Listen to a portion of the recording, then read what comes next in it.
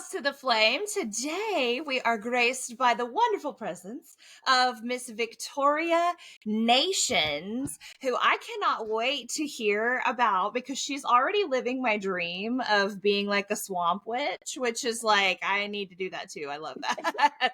She is a biologist and a horror writer. She adores swamps and other natural liminal spaces.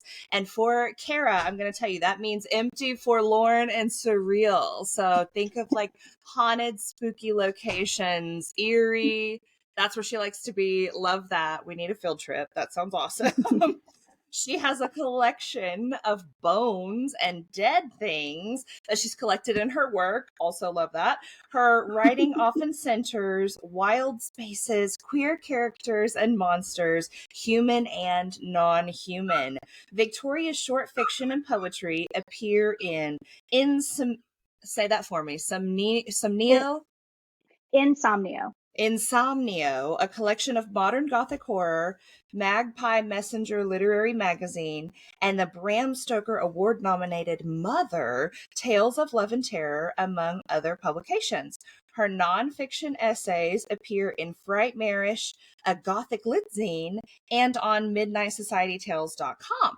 Victoria is a member of the Horror Writers Association, the Science Fiction and Fantasy Poetry Association, and the Science Fiction and Fantasy Writers Association. She lives in Florida, which is, I'm sure, a major inspiration for a lot of your writing, right?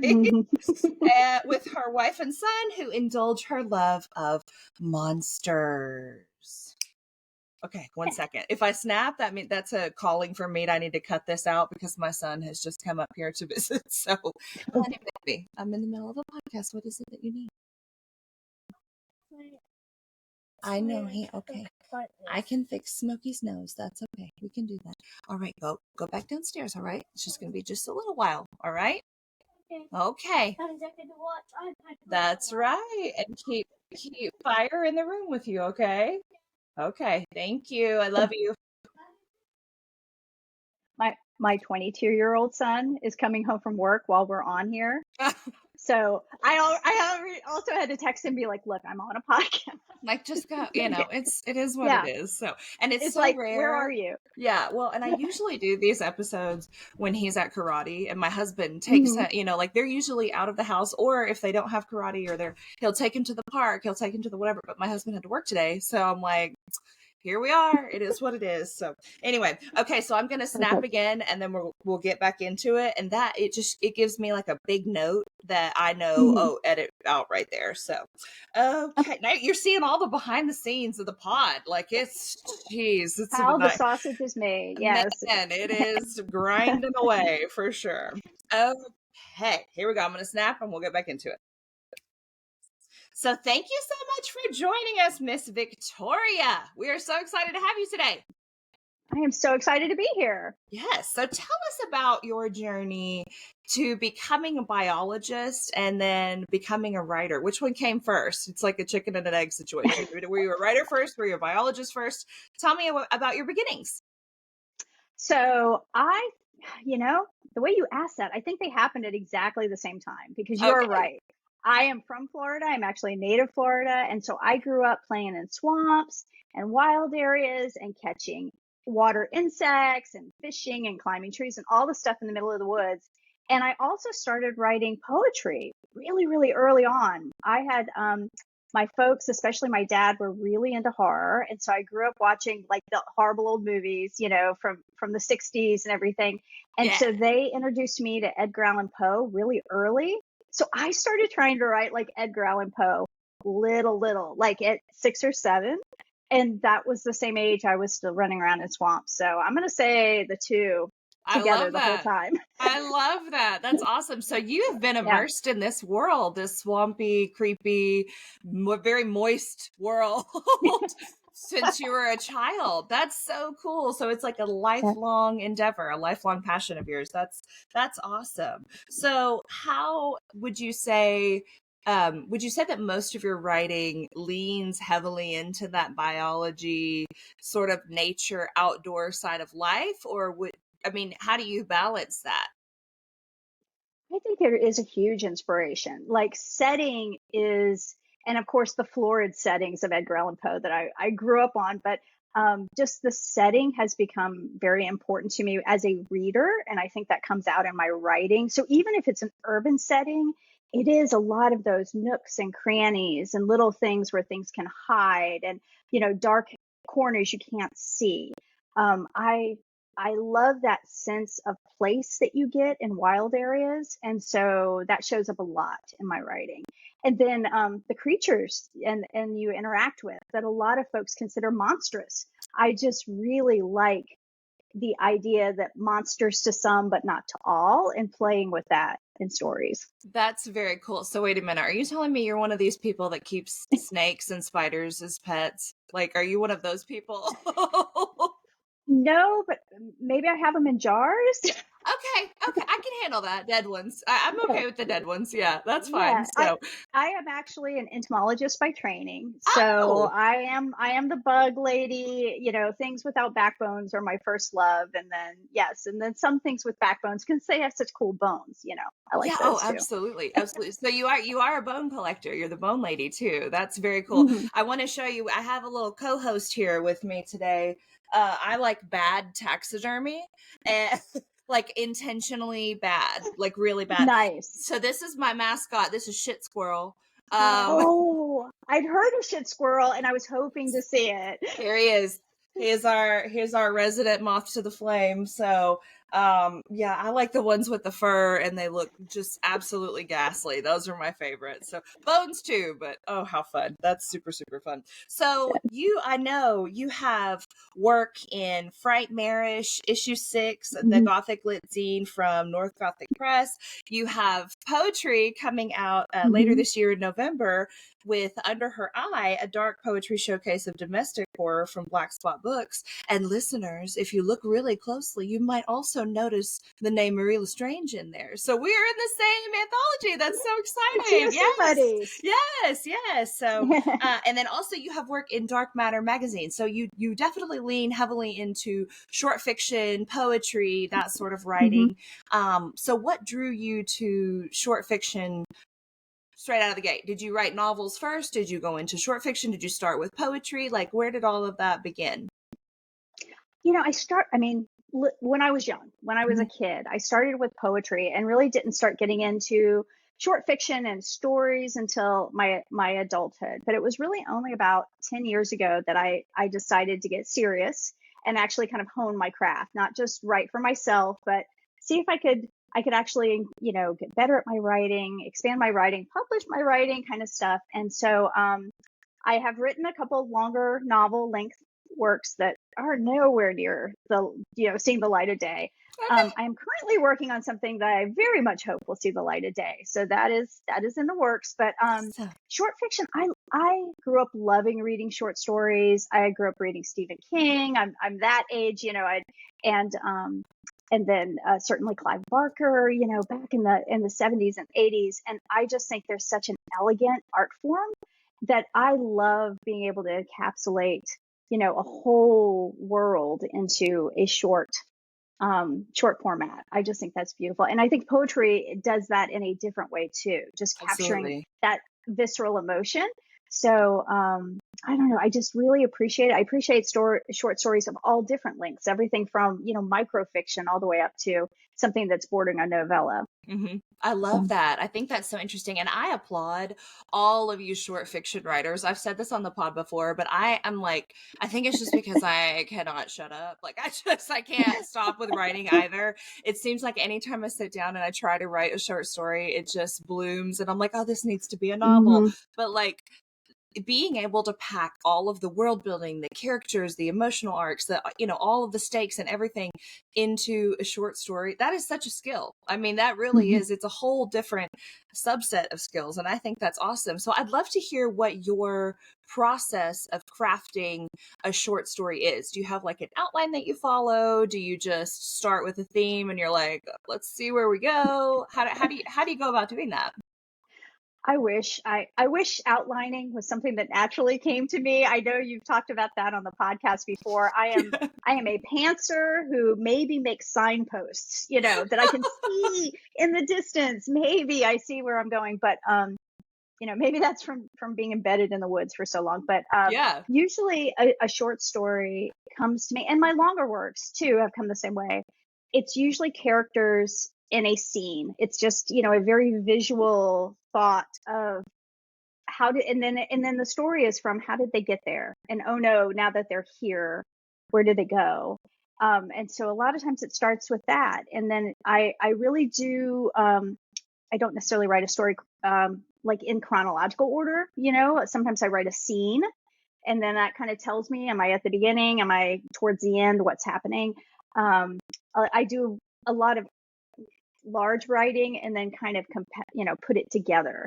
So Wow. that's really my process. And then to me, the outline is when I'm editing, because now I'm like, okay, you have this mishmash. I think I understand what's actually happening now. Then I can get a linear groove. Wow, that amazes me so much because I am such an psychotic plotter that like every Mhm. scene has to be before I can sit down and even write the first page. I mean, I literally Oh, cannot even start a scene until I know the entire book. And that's wild to me that you can just compartmentalize and have them all separate and have your mhm. characters and then pull it all together like a recipe and make the beautiful meal of the story that you're making. That's awesome. That is I so mean, I've heard it awesome. called discovery writing, which I think is very true, because it's you're writing, and then if it's going well, I mean, the characters are talking themselves, so it's really kind of, you're just transcribing what's happening up here, and then they surprise you, or they might go in a different direction. And so I like that phrase of discovery writing, because I'm like, oh, I didn't know that was happening. Look at that. Yes, I love that too. Before I really got serious in writing, I would hear authors and writers, and they would talk about, well, my characters were acting up today. They were doing all these Hmm. things. And I never really understood that until I started, I was an avid reader, but then as a writer, I was like, oh, I get it. Like, cause now we're going off and mine are always fucking around and they're just, like they're acting a fool. Yes. And I'm like, well, I can't, this is what happened. This is where it That, went. I'm sorry, so. yeah. So Why do are you you flirting? yeah, like get yourself together, sis. Exactly. We just started a new D&D campaign last night and Mm, my character is very flirtatious and it's so fun to just have it almost like in that novelesque style of, wow, this is what the hmm, character calls for. Sorry, hmm. Yeah. So, yep. Do you have any recurring themes or motifs in your short fiction? Yes, I think when I say liminal spaces, I always think of swamps as that, where we're not in the land and we're not in the water. And those kind of edge places where you're transitioning from one place to another, whether it be like characters living in an edge, or, that edge as a setting. I just love that. I love the feeling of like crossing a river, Karen, taking you across a river. I love the idea of you transforming as you cross an edge. I love that you have feet in one world and another. I see that as something that shows up a lot. And, maybe that transition is completed by the end of the story, or maybe not, but I like that as a setting. And I also write about women and non-binary characters, and I'm writing more and more as older characters. I think, so much of my earlier fiction, I think, was maybe working out trauma, as we all do, from And our younger, yes. from younger years, and as a Yes. younger woman. But I really, really love the power and the complexity of older characters. So I am purposely writing older characters now, and trying to show that on the page, and just how much power and change still is happening later in life. I love that. I applaud that. And Yeah. especially too because older characters have more wisdom. Hello. They've lived Hmm. through more. They know, they've Yeah. seen the shit. Yeah. They've gone through it. And I have to tell you, this whole concept of living on the edge or being in the edge, that sounds like an awesome idea for an anthology of short Well, there stories, you go. Madam Victoria. So I'm just gonna Shall put, note that I'm gonna, down. yeah, I'm gonna just plant the little seed in there. Okay, I'm gonna help water it. I'm gonna remind you. I think that would be a really good idea for a collection of stories, or maybe even an anthology. That would be really cool. So just, Oh, I like that a lot. food for Yeah. thought. Yeah, a little collection of edge, living on the edge or something. I don't know. That's Putting it out into the universe there, if anybody is manifesting. interesting. Yes. That's right. I love that. So how do you balance your work as a biologist and a writer? I can imagine that when you're doing, I don't even know what all a biologist does during the day. I just imagine you out in the swamp, like with them. I don't even know. So tell me what that's like for your specific, your research and your, in the field, that sort Mhm. of thing. And then do you collect those ideas and come home and write them down? Do you have like an old school tape recorder where you're like, I'm like, blah, blah, blah, blah, here are the notes, Yeah. notes on the phone? What's that like? Well, so I do have a full-time job. I was a field biologist for over 20 years. And nowadays I work in academic labs. So I kind of head up all the academic labs at my college. And so I'm mostly inside now and not as much outside, but it is a lot of that. I mean, a lot of what I will be working on, and I think we all know, if you write, even if you're not physically writing, it's somewhere going on in your head. There's Mm-hmm. something. And then out of the blue, you will solve a story problem, or out of the blue, you'll see inspiration and you're like, ooh. And so, yes, there's a lot of those moments because my work in science and biology and outside that inspires me a lot. So I talk in my phone a lot. I do I've gotten too. That's very why I brought good that at, up. yes, Yeah. I dictate in my phone a lot. If I go on walks, a lot of times that's actually a trick I have to get myself unstuck. And when I'm having kind of a little block, is I go for a walk and I just tell the story to myself in the phone.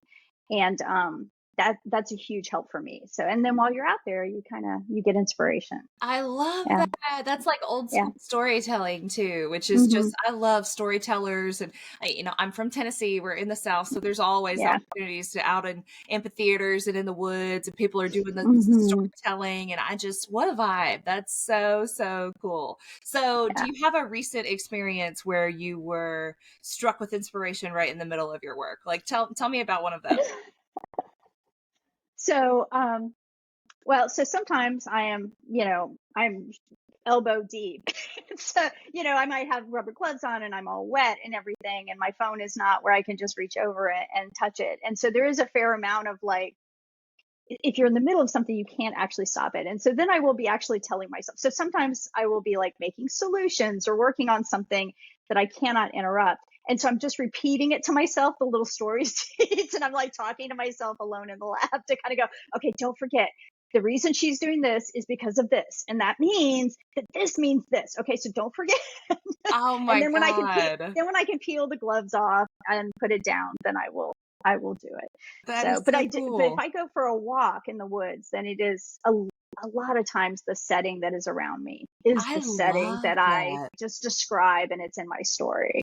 That's so cool. Yeah. So I just had the wonderful Tim Wagner actually recorded a Ooh, yeah. podcast episode with me earlier this week. And he and I were talking about that, a kind of immersive experience, and how sometimes putting yourself in that realm of something that inspires you can help have more descriptive writing and that sort of thing. Hmm. And I was telling him about, maybe if people aren't able to go outside and be or they're in, like a place that they're not going to be able to get Yeah. to, like a snowy tundra or something like that, virtual reality is offering Oh, an interesting. opportunity for writers, yeah, to Yeah. have the Oculus or the whatever it is, and have all the things on, and then they can sit and be immersed in the environment that they're wanting to Yeah. write, which I think for me, with horror writing, like Yeah. I would Right. be terrified, and that would be super fun. So I love that. I just love that idea of Tim and I, we decided that it's like method acting, but method Hmm. writing. You're really getting the experience while you're writing. So I think that's super cool. So I can definitely see that. And if I can just say, like, and smells, like ooh, for like winter, if you've ever had those, like, I'm gonna write the holiday horror story for this call, and the calls are always in like May and yeah, June, and so you're and not you're like, vibing. okay, I Yeah. cannot sit by a hot fire right now. but like if you can smell a candle or a piece of firewood and you kind of get that smoky, like a lot of times smells really evoke that memory for me. And so, yeah, Yeah. sometimes I do change up the smell as a way to get the story going. Oh my gosh, Yeah. writers, listen, a lot Yeah. of our listeners are writers. That's an excellent idea. I love that idea. Yeah. Even just burning a small little piece of, something and like Hmm. having that immersive. That's so cool. I love that. That's super, super cool. And you know what? That even gives an idea of like book box stuff. You could put like Oh, fun little sensory type yeah. stimulators in a book box. So I'm an idea generator. I live for the ideas. So that listeners, Well, let's make that happen. and swag, that makes me think too. Swag, if you for your book or whatever, if Yep. your story has a certain setting and Yep. you have something that's a little, it has a little scent to it, that would be very cool. Oh my God, like a Yeah. sensory Okay, we box. got this. I'm doing Yeah, this. it's happening. Like our books are gonna come with sensory thing. I don't know. Scratch and sniff. Yeah. Oh my God, I love that idea. That is so good. Oh no, that let's not tell the extreme horror crowd though. They don't need a scratch. No, they don't No. need scratch. I can see them jumping What do we all need to over do? that. What do we Yeah. need to do? No, now I'm like, oh God, that's hilarious. That Yeah. is so funny. Man, these are good ideas. These are really good Yeah. ideas. I love the sensory box to accompany the book. Like, Yeah. done. That's a super Hmm. cool idea. Okay, so we've talked a lot about the setting and the atmosphere and how you create kind of that, that feel of your novels. But what about when you dive into, or not novels, your short fiction and your longer Yeah. fiction that you're working on? Yes. Yeah. What about when you're developing characters? Where does that Mhm. inspiration come from? People that people, I mean, just media. What do you think? I'm not one of those people who like cast. You know how people are like, "Oh, I have cast my novel." And that works super great for some people. Hmm. But it is really more from people in my everyday life, and it could be a relative, it could be a friend, it could be, of course, there's always got to be yourself that's in there somewhere. Oh, the traumatized It one. could Yeah. be, yeah, exactly, yeah, that's one. But Yeah. or the wacky person at the small grocery store in the middle of nowhere that you Yes. saw, And I was at the Okefenokee Swamp in Georgia this past weekend, which was a drive north for me. And What a yes, it was name. just Hold on. Say that one more time for me. The what oh, swamp? the Okefenokee Swamp. I must go It's there. it's amazing. Yes, I put some pictures online, and there was nothing there. Even driving 17 miles out away from the campground, there was a Dollar General. So it was a lot of fun. But with Isolated. just Woo. people you see, I and that is a thing from Stephen King when I was young, is the way he writes characters and they Hmm. feel so fully fleshed out in his small towns, especially when he has a small town setting. I just love that. So if you can find that relatable character, it really makes a story, I think. Absolutely. Yeah. So you've mentioned Stephen King. Obviously, he's a Yeah. huge influence for you. Are there other authors that you feel like have very much so inspired your writing, or that your writing is similar to? Yeah, I mean, when I was young, I mean, it was like Poe and Stephen King, and those were my true loves. But then as I got older, and like college age, it was Anne Rice and Clive Barker, and I saw just how transgressive you can get with dark fiction and horror, and I just loved how those stories were grittier, they were darker, they dealt with darker emotions, more florid emotions, not just violence, but like actually the underpinnings of it, and the emotional uh, reasons behind, those kind of stories. And nowadays, Gwendolyn Keist is huge for So me. good. So Eh, good. And she's so And awesome too. So yeah. oh, Yeah. and she's just an amazing person too. And Yeah. then Christina Meester, I really, really appreciate her. A lot. Yes. She's got such a southern voice, and maybe you get that too. I It's like love it. she writes settings, and I'm like, I have been there. Yep. My parents lived there. I know exactly where that is. V. Castro is Oh, also I so I good. I really love how her stories introduce me to characters I wouldn't normally read, and yet they still have these universal themes of such a strong female or non-binary kind of character. So those are the top three. I mean, I could go on and Oh on. yeah, Shirley Jackson's also always in there too for her for sure. domestic dread. Yeah. Yeah, I love that. I could see why you were drawn to the Under Her Eye, the domestic dark poetry Hmm. for sure, because it's such an all-encompassing kind of fully consuming vibe. And I think that's really, really interesting. And I love the diving deeper into the human psyche and the character like Stephen King does, where it's Hmm. like you feel like you know these people or you've met them. You know what I Yeah. mean? Like it's like they've been in your life forever, even though you're just reading about them in the book. So that's really cool. So what do you hope that writers take away from your writing, sort of the same way that you've taken things away from these other writers? What do you hope that people take away from your writing? Mm. You know, I hope the setting feels immersive. I hope that they just feel completely. Now that might be a bad thing because some of the settings are really scary and That's a creepy great and thing. We icky. love that. But I Yeah. but I hope they feel that claustrophobic. I may not escape kind of feeling. Yeah. Um, I hope they see characters that are, even if they're monstrous, they're not monsters because of their gender or their age or anything like that. They feel the emotional core, which is a term that Tim Wagner taught me, emotional core of their monsters, and not that I'm necessarily saying I want monsters to be redeemed. Sometimes the monsters who are bad should not be, but just Right. that feeling of otherness, they are still empowered. And I don't know. I would love for them to just feel like it's a spooky campfire tale that they heard in some backwoods porch with their grandma, Oh, on I a hot love summer night. that. You know. Like that nostalgic feeling, but also the fun. Hmm. Most everyone that reads horror, we like that. We like to be scared. We Yes. like that feeling of like, oh, what's gonna happen? What I'm dreading this. Right. So that's fun. That gives us that thrill. So that's very, very cool.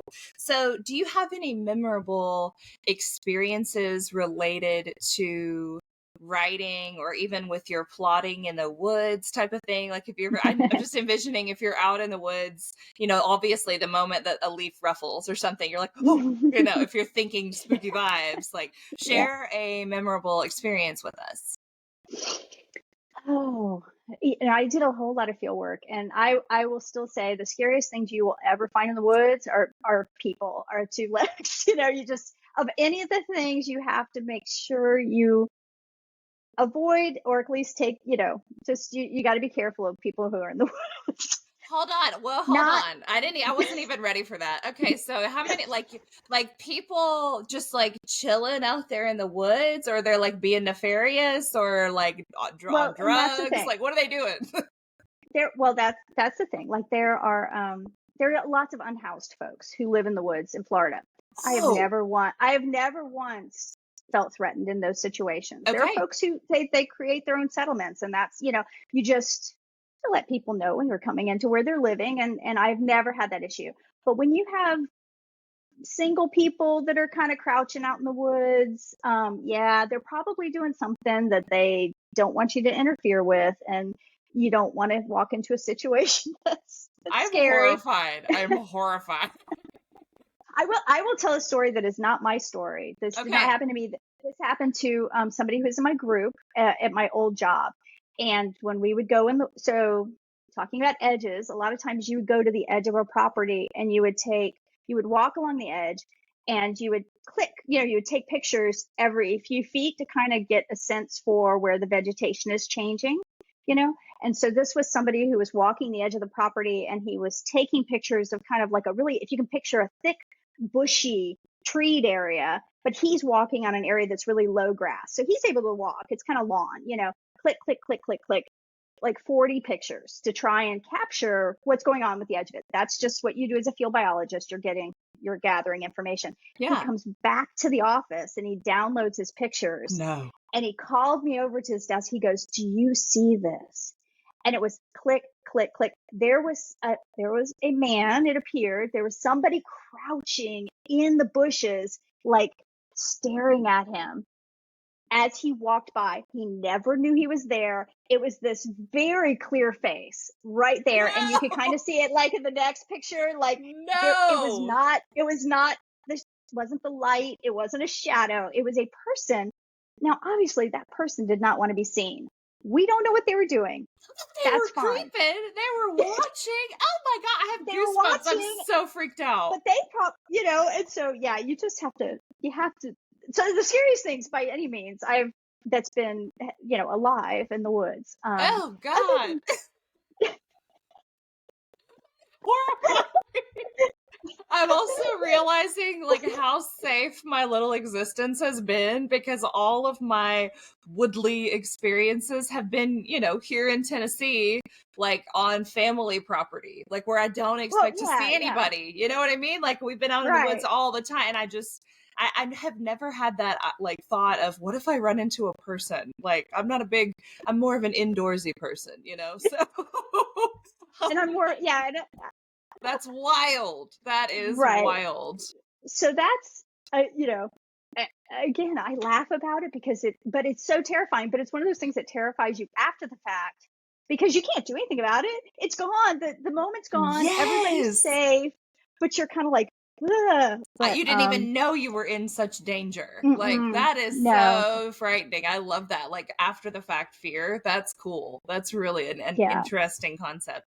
Okay, so did you ever stumble across anything like real sketch or suspicious in the woods, like looking like some occultish activity or bodies or anything like that? Um, I've not found a body. I know people who have found bodies. I Ugh. mean, you spend a certain number of years Right. going out to wild area, you see stuff. Um, I did have one. I went to this one site, and it's one of those things. It's like it was super creepy, and we were like, you know what, we're just gonna walk on. But there was probably nothing wrong, but it just got weird. We had been to the site. It had been flooded recently, and so it was still kind of you're walking through grass, but there was a lot of beaten down grass and evidence of high water where like debris had kind of rafted up, right? And we're walking. We have to walk really deep into this site. It's acres and acres, hundreds of acres of size. And the first thing we get to is this whole mass of dead snails, like it's covering the ground. And we're biologists. I mean, you're looking at them, you're like, I think they're land snails. You know what? They probably got drowned. Maybe they were. I don't know why they're all together. Maybe they're mating. You try and come up with Yeah, an their little explanation. But I mean, it colony. was hundreds of dead snails. And of course, you have to walk on them, crunch, crunch, Ah, crunch, because there was no way to get past them. oh, Then we got to the next section, and it was a bunch of dead frogs. Now, frogs don't die. These were water frogs. They're not like tree frogs. They were like swamp frogs, and they're called leopard frogs. And they don't die in a flood, right? And you're like, okay. I mean, it was just bunches of them, like dozens of them. And we're like, okay, well, maybe there was some kind of poison, something. I mean, yeah. why would, There's a cause here. Yeah. and then we keep walking. And the next thing we find is just an abandoned pair of sunglasses, just No. laying on the ground. Like, you know what? We're just going to turn around. We're just going Yeah. to turn around We don't need to because see what's next. Yeah. it's not going in a good direction. And there's That, nothing wrong. Those are just sunglasses. But you know what? Yeah, yeah. no. After you've already had the group, you're like, we don't want to add a grouping of a biologist as the next. We don't Right. need that. Like, oh my God. Yeah, And that's spooky. yeah. I mean, some of what you do in the woods is you have to pay attention to your gut. And there are places that don't feel right. And Yeah. whether they don't feel right because there's stuff in the normal world going on, or because they're bad places, that bad things have happened. But sometimes you walk into places and you're like, this is not someplace I should be today alone. I'll come back with somebody or we'll do it another way. But this right now Absolutely. is not where we should be. And you have to listen to it. Yeah, absolutely. Well, and don't they say, Yeah. I believe that there's some research out there, people are exploring the thought of how, energy from traumatic events does attach to physical places and, Yeah. it seeps into the materials of the wood and that sort of thing. And I just think Mm-hmm. that is beyond fascinating about like the traumatic memories of an area remaining in the home, Mm-hmm. in the wherever it is, in the trees themselves. Like that's really, really interesting. So what would you say are some common misconceptions that people have about biologists? Oh, that we make a lot of money. Isn't that how it is with everything? Everybody that's an author, right? Right. Rolling in the Right. dough. Yep. Yep. Yeah. It is more money than a writing. So there you Yeah, go. that's Yeah. very true. Very Yeah. true. Yeah. Yes. I don't know. I mean, saying you study bugs, saying you're a biologist is often like people have no idea what to say because, in that they feel very disconnected from it. It's like like you said, you're an indoor person. Other folks, they don't know how to engage with it. But Yeah. I mean, I I am I get so tickled talking about science to folks who aren't scientists, but who kind of like to hear weirdo stuff because Yes. there's so much weirdo stuff you can see and do and that critters do and stuff like that. So I think it's much more accessible and a part of our lives than maybe people realize. A lot of folks they're sidewalk people and they don't think they interact with that, but actually it's pretty cool and there are safe, non-messy ways to get into it if people are into it. That is so cool. I feel Yeah. like I'm one of those people that like I will listen and I will learn and I'm excited to hear about all the things out in the swamp. I'm not going to Hmm. go there, but like like, I will go there like in a boat, like I like to Yeah. because Right. I'm a big time traveler. I love to travel, but I'm pretty much a sidewalk traveler. Like I'll go to all Right. these different countries and be in a pretty safe environment, so Right. that is super, super cool to hear about Yeah. that type of exploration. And you know what, too? I think it also is, and you can lean further into this with your writing of inspiring females to get more into the STEM side of life too. I mean, I do think we're finally on the track where we have more women and Hmm. non-binary folks, like all these people going out into that scientific field, but it was male dominated for so long. So Hmm. I think that's really cool to leaning into inspiring, showing young girls that hey, you can do this too. This Right. is and probably better. Ha ha. So I think there is just power, even when it's not like you aren't trying to put a statement behind a story, but when you put characters in settings or doing jobs or having experiences that isn't the classic literature, I do. I think that, they say you got to see it to be it kind of mhm. thing. I think we do that with whether it be, gender, whether it be orientation, whether it be race, whatever it is, when you even just putting somebody and showing them as an active character with agency in Yep. those kind of situations, it's pretty powerful. I absolutely agree. Not and having them as Yeah. the main character, but not making it the plot of the story where it feels like Hmm. it's exploitation, where it's like Right. this is just the normal who they are. And then here's the Right. plot, the external plot that's happening to them. Because I think some people fall into that where they're trying to diversify their Yes. work and they're wanting to have representation and that sort of thing.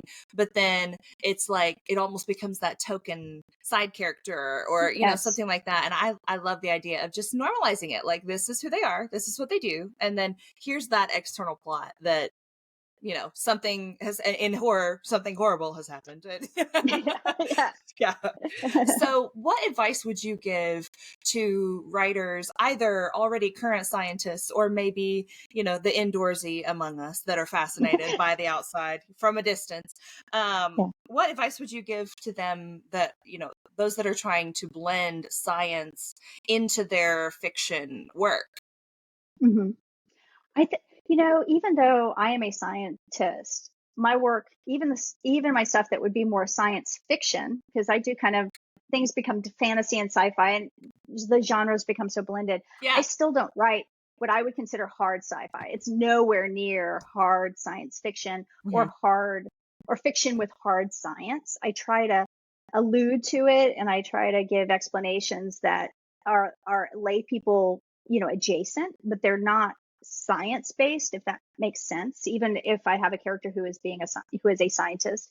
And I think that's part of it, is that even if you aren't a scientist, there's got to be and you want to write about it, then there must be some aspect of it that you're into, whether it be a news article or something you saw at the museum, or something you saw in People magazine, whatever that aspect is. You can just write about that aspect and not worry that you haven't put the genus and species of all the plants in it. You can make it accessible and have that flavor, but don't feel pressured to make it like this much science. It can be this much. I love All of that. us. I mean, all of us enjoy science, even if if you're doing contouring on your face, you're working with color theory, which is not something I do, but I understand the youth do it. But Yes, youth, anyway, that's the illuminous the youth. youth, Yeah, but no, even that kind of stuff is science, yeah. and so all of this is actually much more accessible, and just don't be worried that you don't know enough to do it. I Yeah. love that. I think that's so cool because I think there is that common misconception of you have to have every single detail right and people are going to be upset if they don't. And I write a Yeah. lot of historical horror. And so Oh, my research is more in the, historical side of things because I'm super, you know, into the past type of gal. Okay. And I always, like, my goal is that I'll just yeah. drop little breadcrumbs so that people can go further research it if they want to, and they can learn, like, they're inadvertently, unintentionally having a little history lesson. So I feel like I do that, put the pressure Yeah. on myself to, like, make sure that I'm getting it right. I was just 2 days ago discussing with my husband.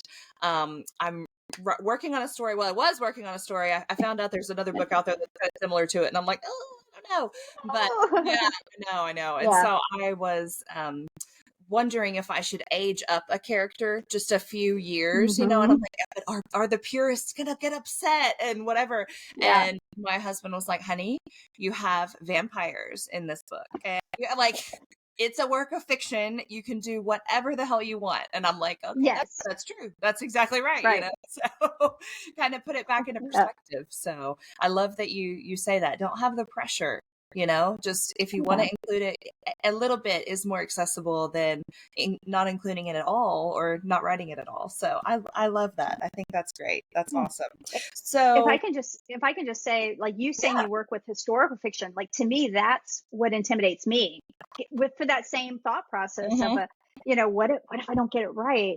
But then I I think when you say, like, based on a true story, or you try and imply a story is exactly right, that that's where that pressure comes in. But if you're just using it as a flavor of the background, I Yes. like you're describing, where it's just little points, that makes for such a rich story, but you're not pretending it's representative of exactly what's happening, No, yeah, you definitely know not. No, yeah.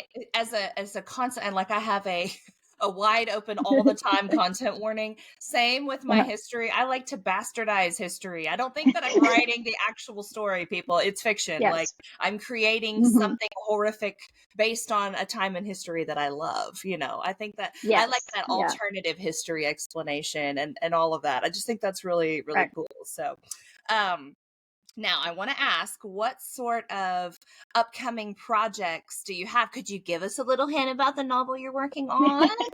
Just a little Well, teeny peek? a little bit. It's I don't want to talk about it too much, just because I really don't talk about too many of my stories when they're kind of in. Yeah. But I am very excited about a couple of things, and talking about historical fiction.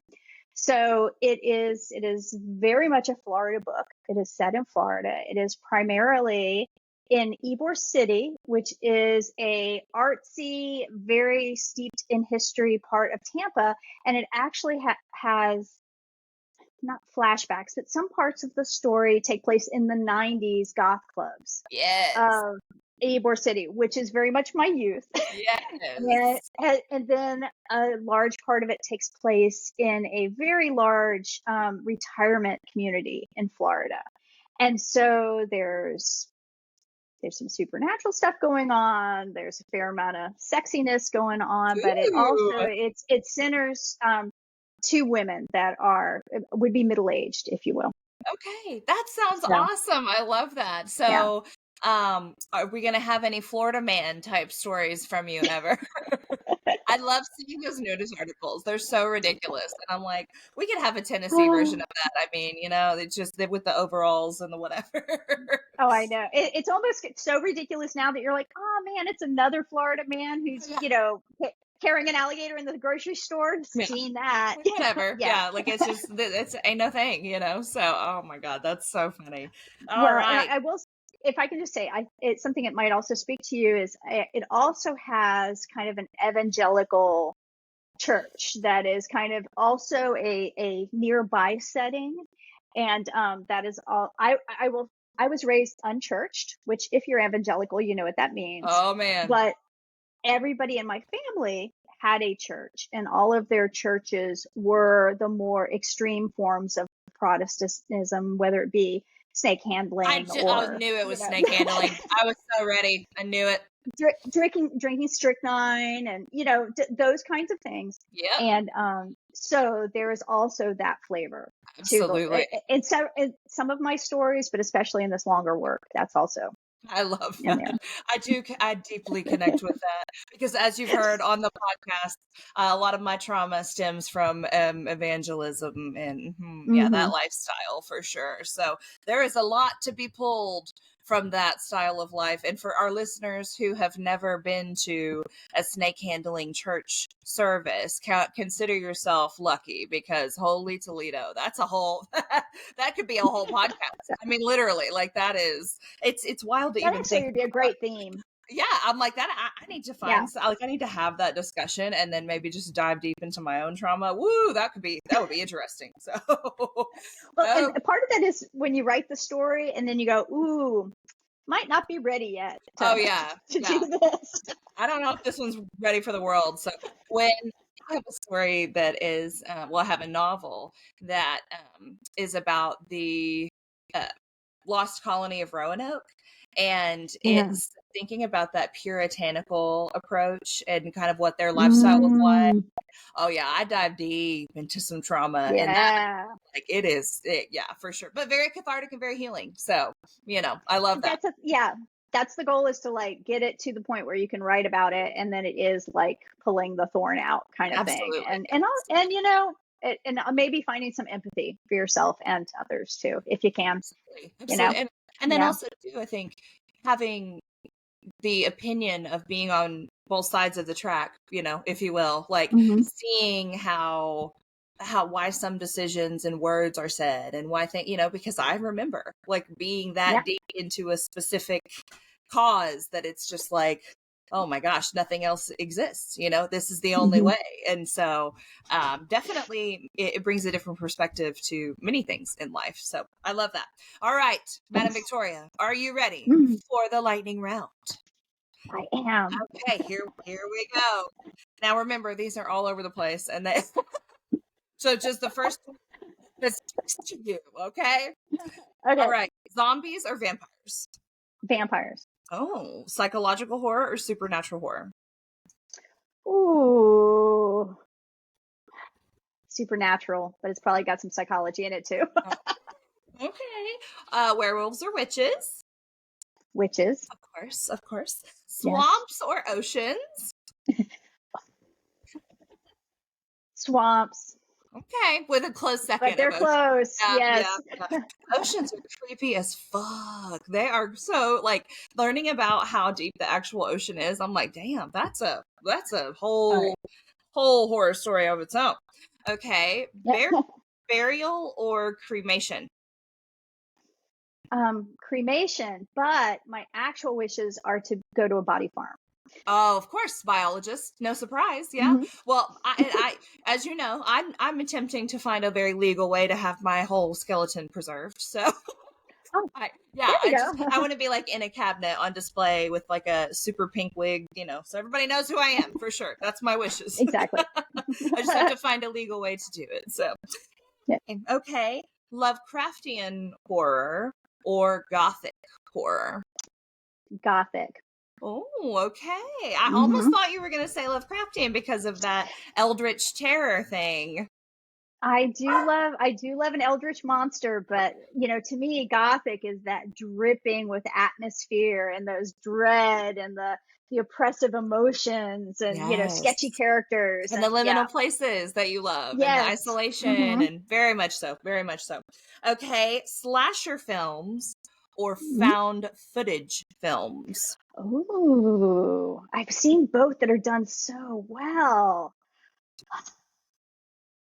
Slashers, maybe from my youth, but Okay. man, props to both of them. I've seen them both done so well. Yeah, and Yeah. the found footage is getting a lot better recently too. I think that, Yes. we started off with Blair Witch, and not started Yes. off, but that's one of the ones I remember, and Yeah. they have kind of exploded into even more believable. So I think that's really cool.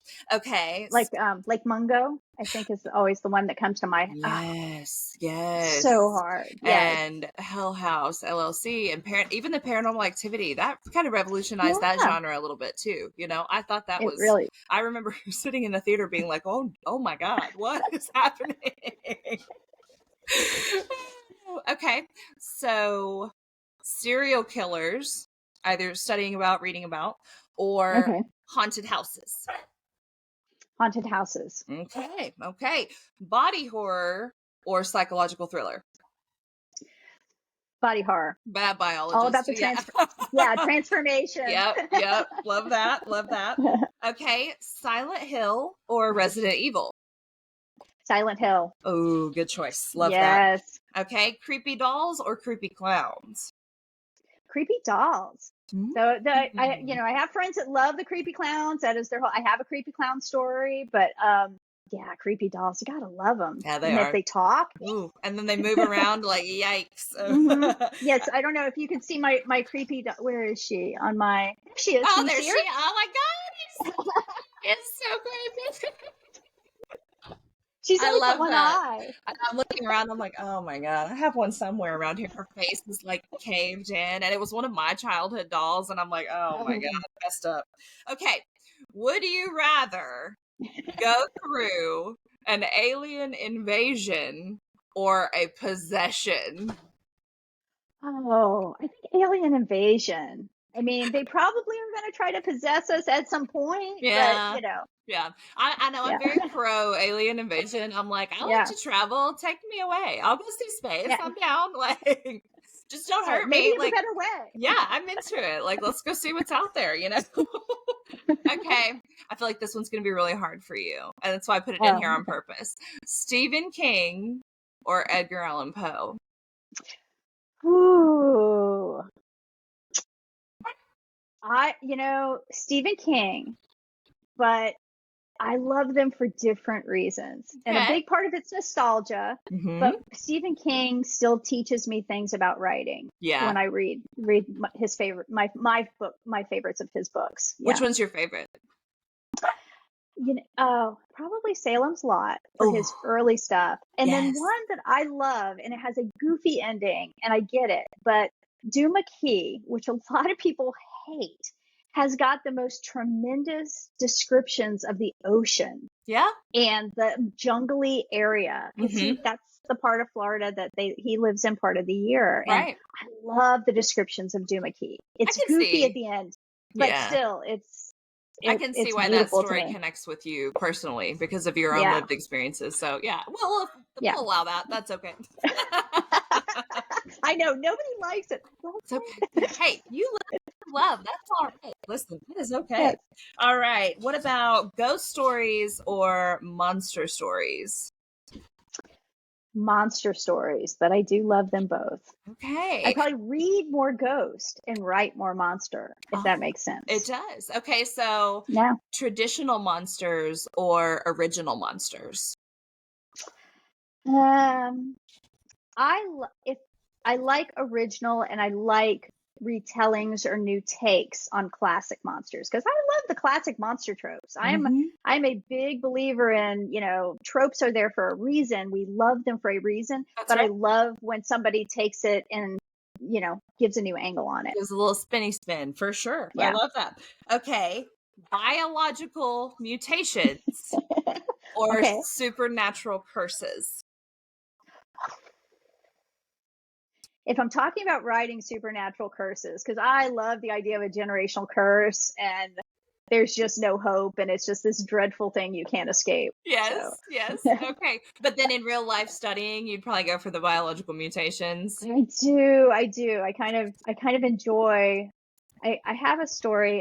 It's not published anywhere yet, but there's a story that will hopefully find a home, that is a lot about that. Like when you discover something, and maybe it's not outwardly a mutation, but you understand something is going on inwardly.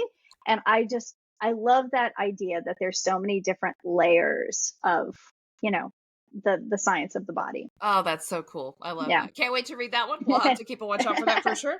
Okay, psychological suspense or gore-filled splatter?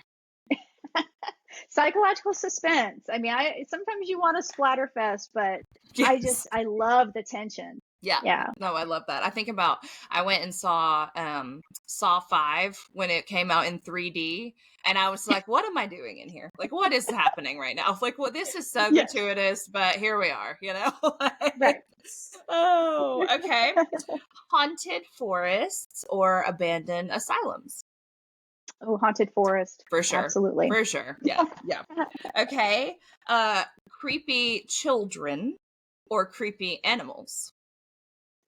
Oh, if we're talking about like creepy animals that speak and are doing non-animal things, I love that. But creepy children always, they're just terrifying. They're Even, I awful. mean, children who aren't in stories are terrifying. Yeah, You know, children in they general say are creepy too. Like, 4-year-olds say the weirdest stuff. oh, I And yes, I just, if there are ghosts, if there are parallel dimensions, if there's another side, they can still see it up till totally. 4, and I and they can yes, just talk about it at 4 years old. yeah, because it's just a part of their normal existence. 100%. Yeah, Like my son has yeah, seen the ghost in our house, and it's like normal to him, and I'm just yeah. like, yikes, yikes. Okay, all right. Two more questions: physical torment or Hmm. psychological torture? Psychological torture, because I think it's worse. It is And way I worse. and a lot of times without, if it doesn't actually cut down a character and it's not visible on a character, they have to endure it for longer. So yeah. Yeah, and then unseen I don't know because what people don't I'm know. not saying I like it more. I'm saying I like writing about it more, or I just think it's a better story. Yeah. Yeah, yeah. No, this is Moss to the Flame. There's no judgment here. Yeah. It is what it is. So, okay, haunted dolls or haunted paintings. Ooh, haunted dolls, because they're mobile Ooh, sometimes. ooh, yes, yes. Okay, that's a cool idea. But now I'm thinking of like a mixture between the Mm. she who shall not be named, and her Oh yeah. paintings that move. But imagine like a Yes. haunted version of that. Ew. That's Like an a paint by idea. numbers, Yeah. like kind of a Dorian Gray changing Oh, thing, but a paint by numbers, where the see, more it's yeah. created, Yeah. which is See, in Duma Key. okay, you're right. Very true. Well, and the Yes. story that I am writing is a reimagining of Dorian Gray, where Nice. Dorian is a bisexual female and there are Mm-hmm. vampires in the book. But I'm like, Nice. there have been so many rewrites of it, and I just I don't know. So now I'm into that painting idea. Now there may have to be some haunted Mm-hmm. painting things. I don't know. I don't know. Anyway, that's a good idea. So awesome. All right. Thank you for coming on Moss to the Flame. I feel like I've learned so much, and I almost have a desire to go outside in a swamp and see something creepy. Almost. I'm very close. I'll have to let you Well, know if and I I decide. I will take you someday if we are ever someplace, I would and love that. I am happy to and keep you on the path I would love that. and just point to things and go, see that. That's the experience I could live for. I could do that. Yes, There you that go. would be Yes. super fun. Super fun. That would be awesome. Okay, Miss Victoria, tell our listeners where they can find you and find your work and keep up with everything that you're doing. Awesome. Yes. So you can find me on my website at victorianations.com. That has all of my publications, and it's also where I do updates on my writing life and things like that. You can find me primarily on Twitter and Instagram at leaves_cobwebs. And so it's the same address for both of them. And you'll see pictures of critters. You can see pictures from the Okefenokee Swamp if you look there. Yeah. Since I just got back, and as well as other writing stuff. And so that's really primarily where I am. I'm on all the social medias, and I'm either at Victoria Nations or at leaves_cobwebs. I love that. That's such a vibe too. Yeah. Leaves and cobwebs for sure. Very cool. Okay. So we will also have links to Victoria's websites and where you can find her work that is out in the world right now in the show notes on our upload on Buzzsprout and all of the platforms where you can listen to this podcast. So we will definitely keep up with you, Miss Victoria Nations, and I hope we get to see each other soon. Surely at some kind of horror writers something that'll be coming up. So Mm-hmm. that would be And wonderful. StokerCon next year. At San Diego, I am ready. That's going to be so fun. They say that's one of the most haunted cities in the United States. I've been researching it. So I was like, oh, I didn't know San Diego was spooky. So we'll have to get out and about a little bit then. I would do like a little haunted tour. Would that be fun? That would be super fun. We should do something. Yeah. Well, so Ghoulish Book Festival, which is in San Antonio, and it's and it will be in March next year. But when I went this spring, they had a haunted walking tour that they set up. They basically got with a tour company and said, look, we can bring all these horror people to you. Would you be interested? And so several of us got to do 40 of us got to do like a haunted walking tours together. It was really cool. So cool. Okay, we need a StokerCon San Diego one. That has to become a thing. Okay, I'm gonna get on that. That's a good idea. Awesome. I love that. Well, thank you for coming on the pod. I can't wait to talk to you again someday. Okay. Great. Thanks for having me. Bye bye.